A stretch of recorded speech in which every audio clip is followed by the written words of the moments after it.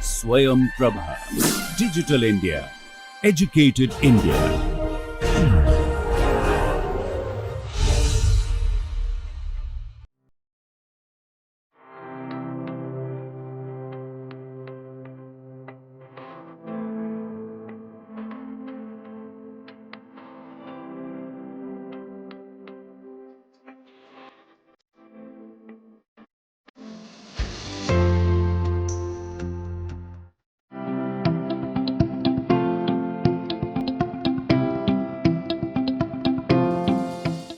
Hello all, welcome to Astrochemistry. This is going to be lecture number 70. Now we were discussing about interstellar gas-phase chemistry, and we are still at the stage of discussing about the bond formation processes, okay, right? By the way, this is bond destruction, if the destruction is not written clearly, and this is rearrangement. Just bear with the handwriting, okay? All right, so we were discussing about this process called as the grain surface formation. This content has been retained from the previous lecture so as to ensure continuity, okay? All right, so you may be wondering, why are we discussing about surface processes while we are discussing about gas-phase chemistry, right? Well, the key thing to note is that, strictly speaking, in the interstellar medium, even though we classify something as surface chemistry and gas-phase chemistry, the two can actually never be decoupled as such. Please note this point very carefully, okay? It is because there is going to be a greatly important, okay, right? A vastly important motion or like flux of molecules between the gas grain at the gas grain interface. In other words, there is going to be a significant dynamics of molecules and atoms between the gas phase and the grain dust of the surface, right? And the surface, when I say surface, I'm talking about the surface of the interstellar ice dust or ice grain, okay? So there's going to be significant dynamics of molecules between the gas phase and the surface. So as a consequence, it is not possible to, study surface chemistry or gas phase chemistry in isolation. We have to take into account both of them, okay? So both of them are important. So this implies that even as part of gas phase chemistry, surface chemistry has to be studied. This implies why we are studying about process B here. Why we study on this. By this, I'm talking about the grain surface formation, all right? So let's now go on to the next type of bond formation process, and that is what is called as associative detachment. I'll write it down here. Associative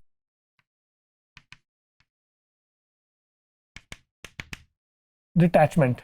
Now, what is one prominent example of an associative detachment and the general form?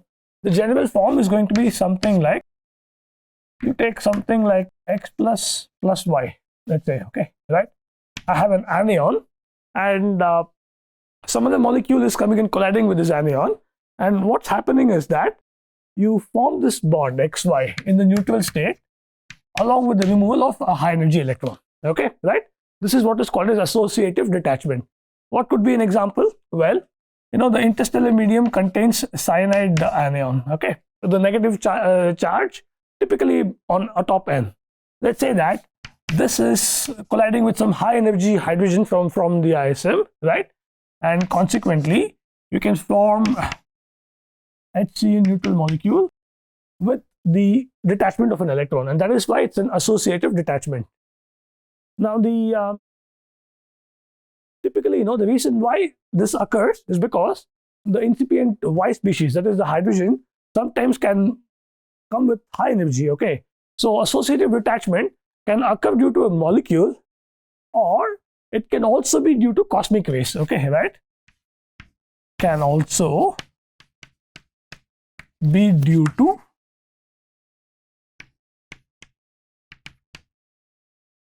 cosmic rays. Well, what are cosmic rays? Cosmic rays are predominantly composed of proton, okay, high energy proton sources.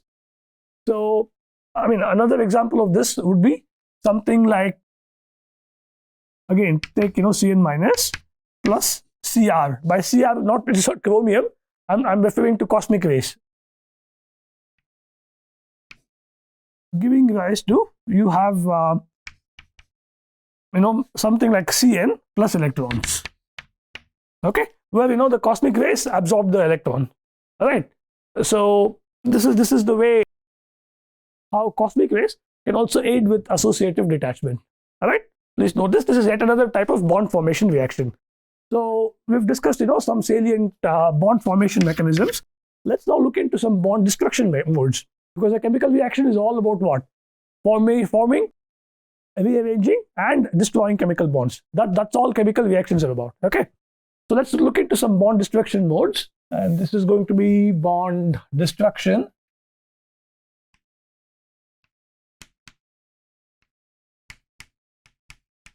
I'm going to call this BD, and the first example of this is what is called as photodissociation. It's very important.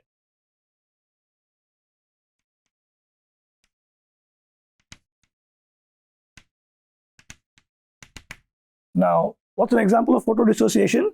Take, for example, some molecule XY, right? And some kind of an interstellar radiation is interacting with this molecule, right? If the radiation is strong enough, what it can lead to is it can actually break the bonds. That is, X and Y are covalently connected, right? They covalently bond to one another, and this could result in the dissociation. So what's a common example? Well, a common example could be, you can think about a molecule such as, for example, something that's observed in space. Take, for example, HCl, right? And in the gas phase, you supply it with some high energy radiations, and this is going to lead to the formation of H radical and Cl radical in the gas phase. This is one example of this photodissociation. Now, where is it important? This is much more important. Okay, please note this. Photodissociation, I'll just call this PD, right? P from photo and D from dissociation. So note that PD is much more important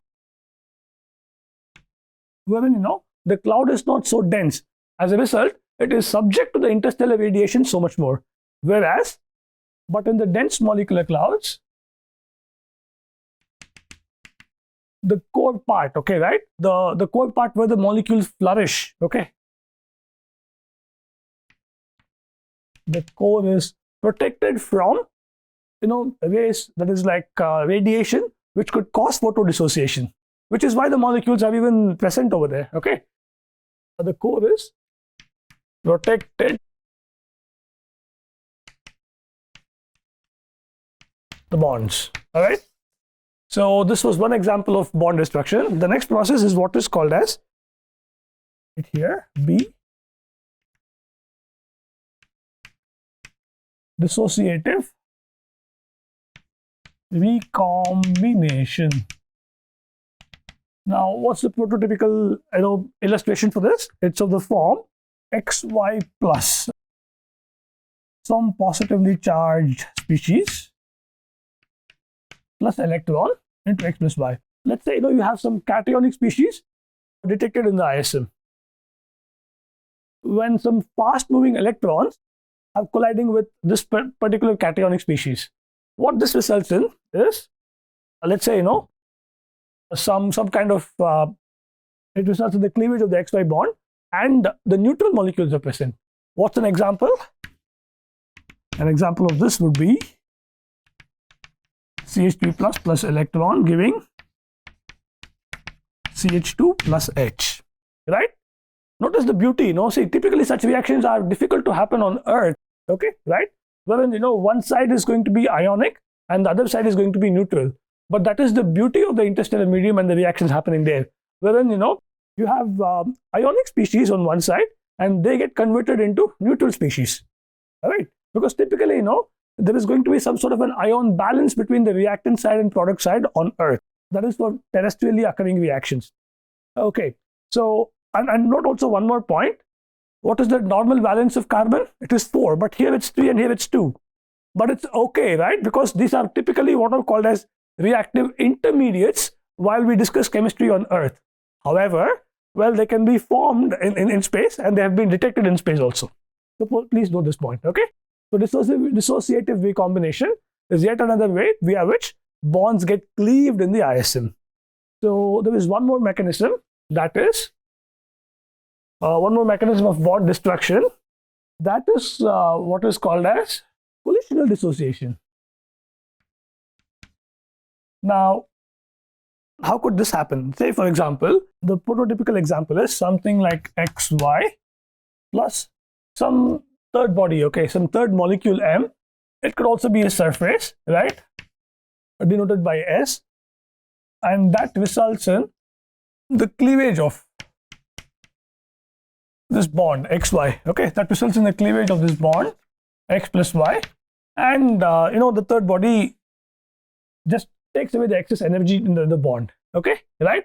So an example of this would be, you take for example HCN, and let's say it is coming in contact with some ice grain dust or a much larger molecule. Let's call that S, and let's say that is going to result in the formation of H radical plus CN radical plus this surface, which absorbs the excess energy, okay? So this is collisional dissociation, but note that this is rare. Okay, why is it rare? Because the probability of a molecule, the probability of a neutral molecule, right, or and even if it could also be an ionic molecule, colliding with a high energy dust, okay, high energy dust, such that this bond breaks, is a rare event, given that the number density in the ISM is typically very low, okay, right? So this is a rare occurrence due to the low number density, of course. Okay, so this is collisional dissociation. Now, these are the prominent bond destruction processes. Now let's just look at some examples of bond rearrangement processes, okay?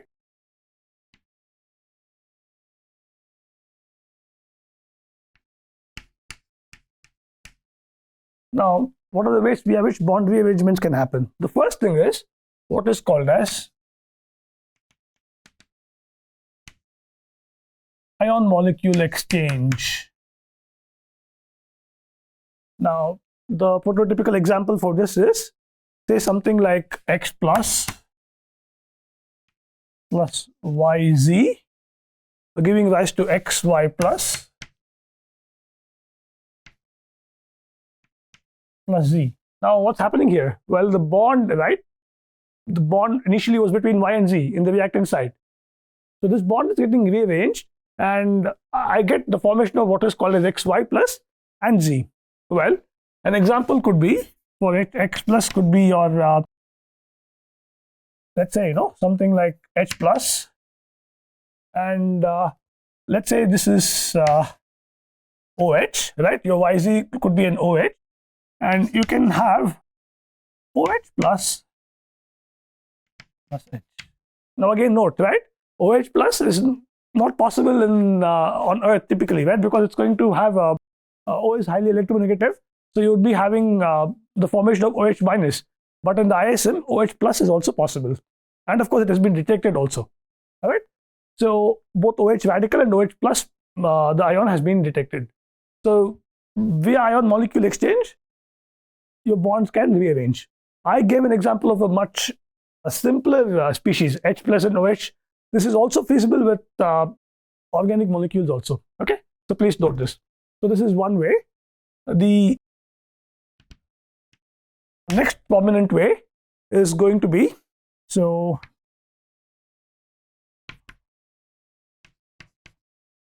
now what's an example? I mean, a prototypical illustration, that is going to be, say, something like X plus YZ, giving rise to something like X plus YZ plus. Well, the same example is also actually holding good in this case also. Notice that there is a difference between ion molecule exchange and charge transfer.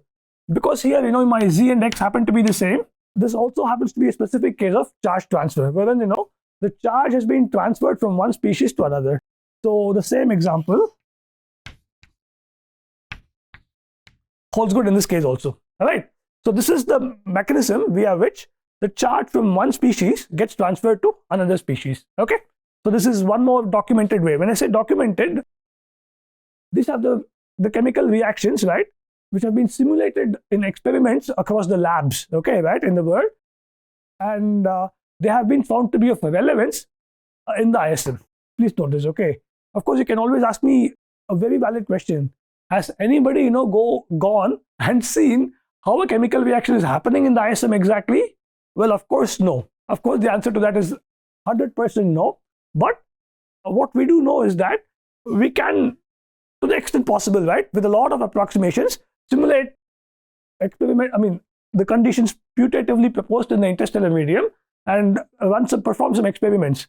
So we can perform some experiments and also have some supporting calculations, right? Some calculations based on quantum mechanics, statistical thermodynamics, some variative transfer modeling, etc., and come up with some meaningful proposals as the various ways via which interstellar reactions can happen. Please note this point, okay? All right, so this is charge transfer. So the next type is what is going to be called as a neutral-neutral bond rearrangement. So the next type is called as neutral-neutral reactions.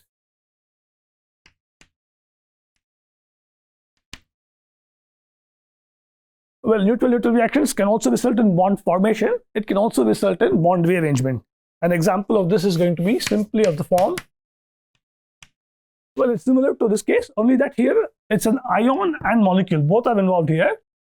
Could be an example. An example could be something like OH radical. This can be something like CH3CN, where this is my Y moiety and this is my Z moiety. This can give rise to CH3OH plus CN, right? So this is another example of a rearrangement of a bond, okay? So this is a neutral species. This is also a neutral species. And typically note that there is a distinction between the neutral-neutral bond formation process versus this, okay?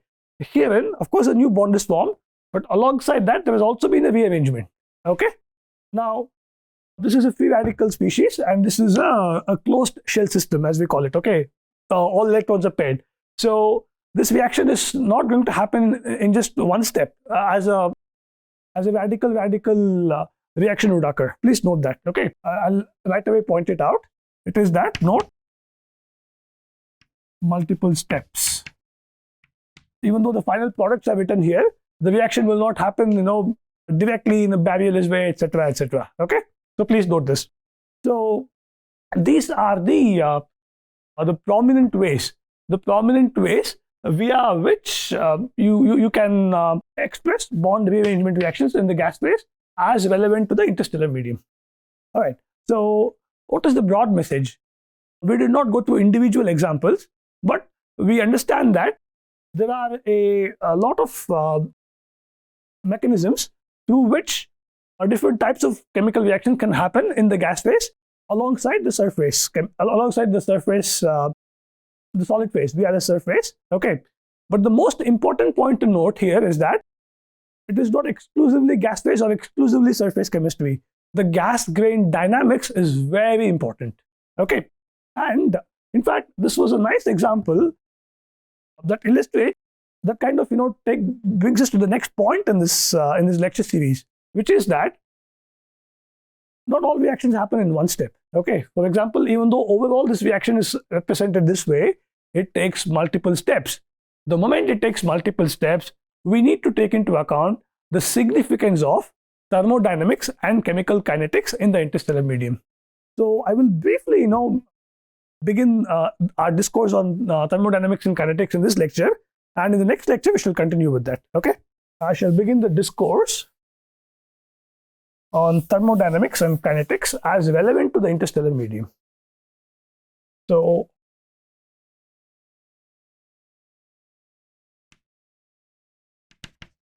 So thermodynamics and kinetics as needed for interstellar chemistry and astrochemistry.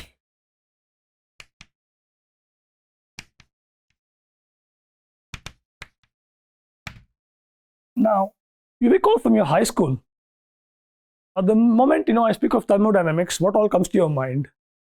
Yeah, you talk about the internal energy.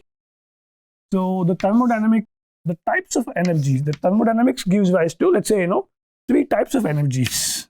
It's actually 4 types, but we shall limit our discussion to 3 types of energies in this course.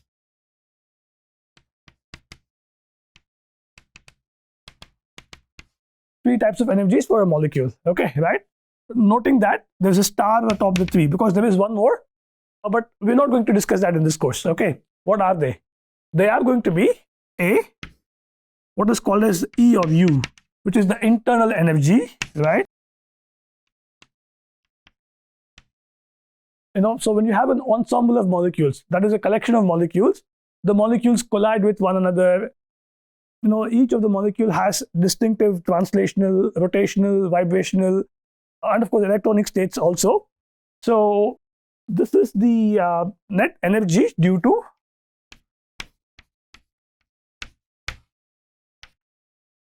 the molecules. That's why it's called as an internal energy. Okay, whatever energy due to the molecules present in a collection. Okay, the molecules in that macroscopic sample. When I say macroscopic sample, I'm not talking about one molecule or 2 molecules, but I'm talking about many molecules, such as, for example, at least, let's say, 10 to the power 5 or 10 to the power 6 or something. Energy due to molecules in a collection. And the number densities I'm talking are roughly of the order of 10 to the power 5 or more. Okay. And I also assume, that conditions of LTE are valid. Okay. So whenever I define my internal energy, for the purpose of our discourse right here, I'm going to assume LTE. That is, one unique temperature could be mapped onto the system, right?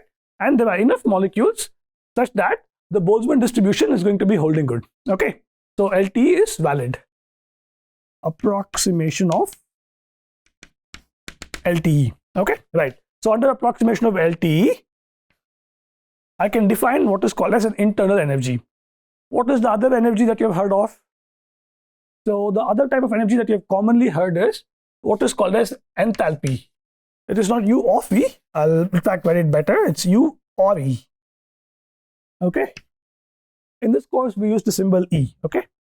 The next one is called as H, which is defined for a molecule as U plus PV or E plus PV. Right? In this case. In other words, what it takes into account is your H is a measure of the energy of the system again. Okay. Taking into account the external conditions also. Okay. Taking into account that when I say external conditions, the external pressure and volume also. Okay. Taking into account the external pressure and the volume in which the molecules are present in. Okay. The volume also. And for a chemical reaction, let's say of the form, simply, general chemical reaction, some reactants giving rise to some products, right? Your delta H, right? Your delta H is nothing but the amount of heat transferred at constant pressure. So this is your H. I mean, you've already known about this from high school, but I'm just giving you a brief recap. Maybe slight modifications, okay? So note again that LT conditions are going to be valid. So this is H. The third type that we shall be looking at is what is called as G, or in other words, this is called as enthalpy, by the way, the H. As you all know, so I'm not going to go through this in great detail, but because it's been introduced to you since high school, but I'm going to give you a flavor that is relevant for our discourse, okay? So your G is defined as H minus Ts. In other words, So so T is temperature, right? Now S is a new phrase I'm introducing, which is called as entropy. Okay. So this G is a measure of the energy taking into account what is called as entropy also. Now, but I have not defined what entropy is yet, right? Pressure volume we understand, but entropy we still have not. I'll do this now. With the introduction of entropy, I'll just end this class and we'll begin in the next one. So my entropy, well, this is just a working understanding, not a strict definition. You can call it a measure of disorderliness in a system. Okay, and note that there is no unique mathematical formula for entropy. There are many different formulas for entropy. Okay, no one unique formula for entropy. Okay, so for example, if you noticed in our discourse on statistical thermodynamics, well, we were deriving the Boltzmann distribution. S equals KB ln W is one formula from many. Okay, and that's why we were interested to maximize ln W, right? Because we were effectively maximizing the entropy without me telling you that, because I didn't tell you what entropy was at that stage. Okay, so I think this is a safe point to conclude this class by just telling you that there are three types of energies which are relevant for thermodynamics, as useful for astrochemistry. Okay, strictly speaking, there is one more which is called as the Helmholtz free energy, but I'm not going to talk about this, right? And they are just different energies used in different contexts and different meaning. The meanings of these different types of energies have been given to you, and we shall continue from this point in the next class.